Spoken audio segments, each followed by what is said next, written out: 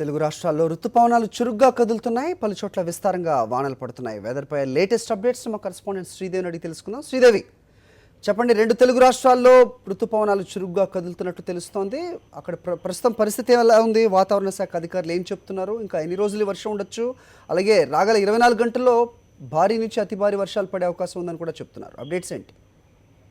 హరి, ముఖ్యంగా మనం ఋతుపవనాలు చురుగ్గా కదలడానికి ప్రధాన కారణం పశ్చిమ మధ్య బంగాళాఖాతంలో ఉపరితల ఆవర్తనం ఈ ఉదయం వరకు కూడా కొనసాగింది. అది బలంగా ఉండడం వలన కూడా ఋతుపవనాల్లో ఒక చురుగ్గా బలంగా మారడానికి కూడా ప్రధాన కారణమైంది. దీంతో మనకి కోస్తాంధ్రలో ముఖ్యంగా ఋతుపవనాలు అయితే మాత్రం చురుగ్గా ఉన్నాయి. అలాగే తెలంగాణ, దక్షిణ తెలంగాణలో ఇప్పటికే కొంతవరకు కూడాను నైరుతి ఋతుపవనాలు విస్తరించాయి. మరికొన్ని ప్రాంతాల్లో కూడా ఈ రోజు లేదా రేపు కూడా విస్తరించే అవకాశం ఉందని చెప్పి వాతావరణ అధికారులు ఇప్పటికే తెలియజేయడం జరిగింది. దీంతో ఈ ప్రభావం వల్ల మనకి కోస్తాలో, మనకి విశాఖలో, అలాగే శ్రీకాకుళంలో, చిత్తూరు, అలాగే గుంటూరులో కూడా పలు చోట్ల కూడా భారీ వర్షాలు తెల్లవారుజాము నుంచి కూడాను నమోదవుతున్నాయి. కొద్దిసేపటి క్రితమే ఉత్తరాంధ్రలో కూడా ఒక తెరిపించింది వాతావరణం అన్నది.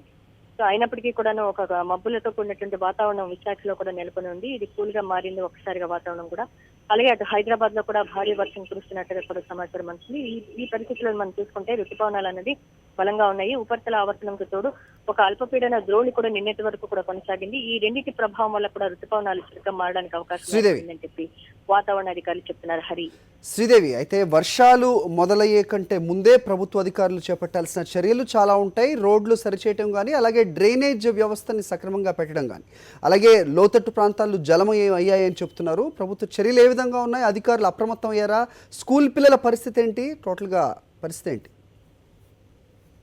వర్షాలు పడుతున్నాయి, ఋతుపవనాలు ఉండి ఈసారి కూడా భారీ వర్షాలు నమోదయ్యే అవకాశాలు ఉన్నాయని చెప్పి ఐఎండీ ముందే హెచ్చరించినప్పటికీ కూడాను, వర్షాకాలం మొదలైనప్పటికీ కూడాను ప్రభుత్వంలో మాత్రం ఎలాంటి స్పందన లేదు. ముఖ్యంగా మనకి అస్తవ్యస్తంగా ఉన్నటువంటి రోడ్లు, అలాగే గతుకులమయంగా ఉన్నటువంటి రోడ్ల మీద ఎటువంటి శ్రద్ధ చూపించలేదు. ఎటువంటి పనులు కూడా ఇప్పటి వరకు కూడా ప్రారంభించే ఆలోచన చేపట్టకపోవడం అన్నది ఒక విమర్శలు విశాఖ ప్రజల నుంచి వెల్లువెత్తున్నాయి. అలాగే ఇక్కడ స్కూల్ బస్సుల విషయానికి వచ్చేటప్పటికి స్కూళ్ల పరిస్థితి కూడాను చాలా దారుణంగా ఉంది. వర్షంతో స్కూల్ విద్యార్థులు వెళ్లే పరిస్థితి ఉంది.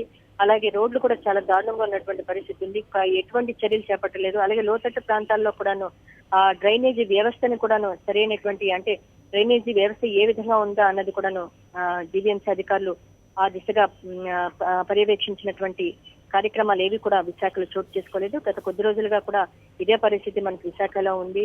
విశాఖలో వర్షాలు పడుతూ ఉన్నప్పటికీ కూడా, గత 4 రోజుల నుంచి కూడా వర్షాలు పడుతున్నప్పటికీ కూడాను జీవీఎంసీ యంత్రాంగం ఎటువంటి చర్యలు చేపట్టలేదు. అలాగే జిల్లా యంత్రాంగం కూడాను ఆ దిశగా ఎటువంటి పనులు ప్రారంభించకపోవడం అనేది నగర ప్రజల నుంచి వెల్లువెత్తున్నాయి.